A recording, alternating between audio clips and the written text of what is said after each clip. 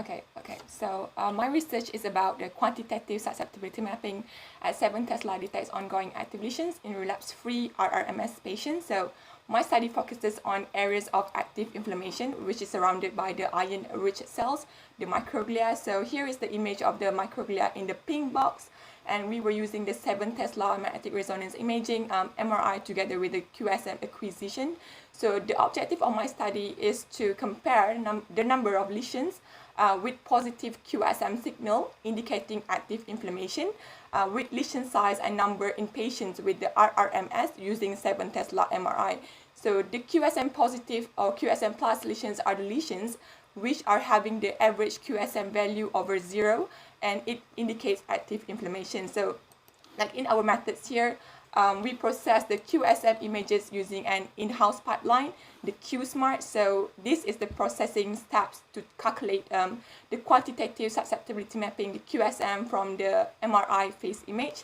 And then QSM is actually an MRI technique. So this QSM provides a novel contrast mechanism in MRI. So QSM is useful for quantification of specific biomarkers of paramagnetic substances as iron.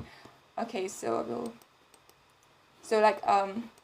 for our result, this is the figure of the lesion susceptibility mapping, where QSM images were calculated from the 7 Tesla MRI face data. So the arrows here shows the region within and around the MS lesions where the QSM enhancement was evident, and we would like to see this pattern here of QSM around the inflammation represented by these lesions.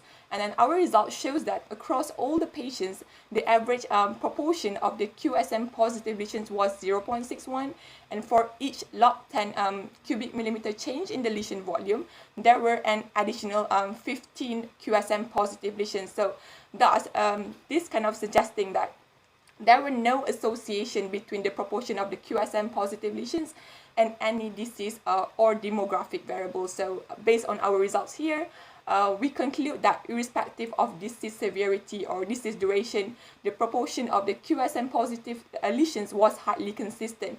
So based on the assumptions that the QSM positive lesions are undergoing active inflammation, so our results indicate that around 60% of lesions in the relapsing remitting patients of multiple sclerosis that could be active.